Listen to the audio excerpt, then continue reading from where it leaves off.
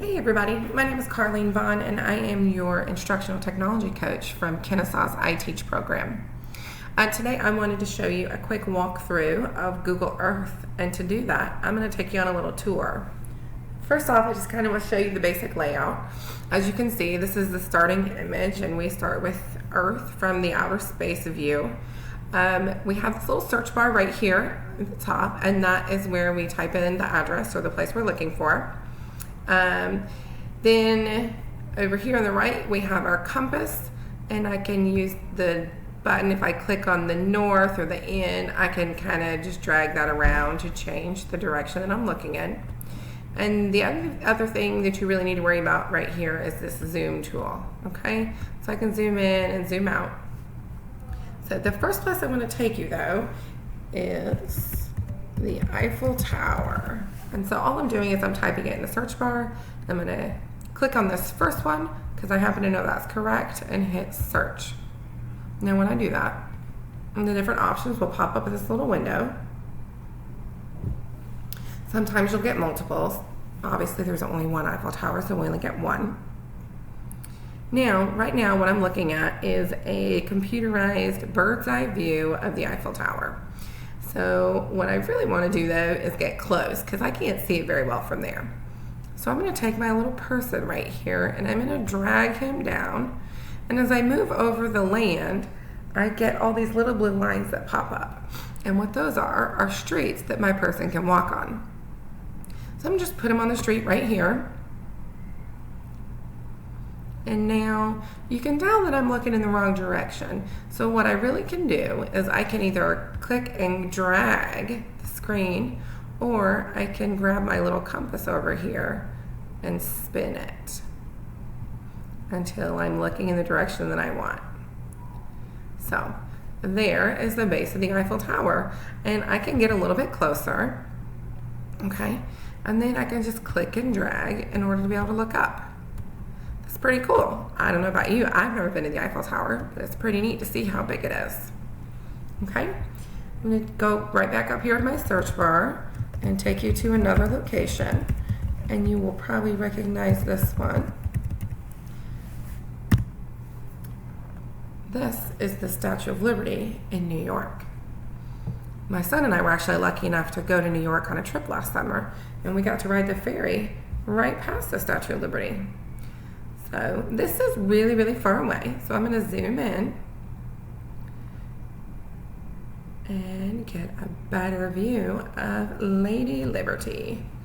So I also kind of want to straighten it up so I can get a more straight view of her. Okay, and I can drag the picture around like this. But what I really want to do is see what it looks like in real life. So I'm going to take my little person and I'm going to drop him right here. And sometimes this works and sometimes it doesn't. You can try it. It may or may not let you drop it. In this case it will, even though we don't see a street set up. Okay, even though those blue lines didn't pop up, it'll still let us look at this one. We'll check one in a little bit that won't let you look at it so you understand what I'm talking about. So, I just kind of turned my view around and look up, and there she is. Okay? Now let's go to a place that I know that you've heard of. Stone Mountain Park. Okay, so I have a couple different options here. Let's see, a lot of different options, A through J. As you can see, it just kind of took me in the general area. What I want is this mountain. So I'm actually going to click on A, Stone Mountain Park. And it will take me right to the top of the mountain.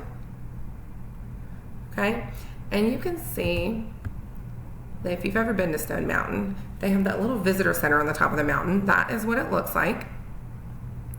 And you might even be able to put your little person down here. Okay, so you can put your person there, but you still have those computerized graphics. So I'm going to zoom back out. That's the visitor center, and I want to show you one other thing. When you click on one of these little tags right here, these little pins, you get this little window that pops up, and it gives you some information about the location. Okay, when you're done with it, just click that X, and off it goes. Now you can see this spot right here. This is what's called the lawn at Stone Mountain, and that is where you sit when you want to go watch the laser show. So if you've never been there for that, it's pretty cool. Okay, so I turned it around, and now Stone Mountain has that really cool image that's carved on the front of the mountain, and I want to see it. So there you go. I can get a really good view of the faces on the mountain. Now, another thing that I can do is if I scroll down here on the left, I can check this little box next to photos, and it shows me different pictures that people took standing in different locations here at Stone Mountain. So I'm just going to back up a little bit and let's get this picture. Okay, someone took a really good picture from right there of the carvings. Or we can look at this one, and that is a 360-degree view or picture of it. Okay, I can back up a little bit further, and ooh, that one's neat. This is a view of the laser show, and so you can kind of see what that would have looked like. So that is Stone Mountain. The next place is going to be Cinderella's Castle. And I know some of you may be thinking, why is she taking us there? Well, I wanted to show you a place that you would probably recognize, even if you haven't been there. This is Disney World. And when you walk into Disney World, one of the first things you see is Cinderella's Castle. Now see, you can see all these little squares and everything are different pictures that people have taken from there. So I can click here, and that's kind of what the front looks like. It's a very close-up version. There's a better view. Okay, so it's kind of neat that you can get pictures that people have taken from all over there. That's a really good view. So that's what the picture or what the castle looks like in person. In this case, you'll notice that when we drag our little person over, we don't get any roads. So he actually can't walk around up here. If I were to drop him, you end up staying in that computerized version. There's not a actual picture version. So the last thing I wanted to show you is I'm going to zoom out right here. Okay, so I'm going to zoom out of Disney World. Excuse me, I'm sorry, we got to hit the exit ground level view. There we go. Now I'm going to zoom out of Disney World, and then I'm going to keep zooming until I've zoomed out of Florida completely. And you can see here's the Florida Panhandle. I'm going to keep zooming, and now we have zoomed all the way out to outer space. Okay? Now, just to remind you, we obviously live on planet Earth and the continent of North America. We live in the state of Georgia. So I'm just going to type Georgia into the search bar and hit search. And here we go. It's taking me to the state of Georgia. Okay.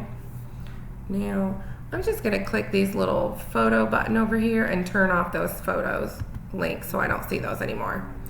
Okay. Now I'm in Georgia, and we're located in the city of Atlanta. So I'm going to go zoom in again to Atlanta. And then the last thing I'm going to do is zoom in to where we are, which is Woodland Elementary. Okay, so when I zoom into Woodland Elementary, this is what our school looks like from the satellite images. And if you don't believe me, take a look at this. I'm going to drag my person, and I'm going to drop him right in the front parking lot. Okay, here we go. So I'm going to click and drag, and there we are, front door of Woodland Elementary. Okay, hope that helped you learn how to use Google Earth.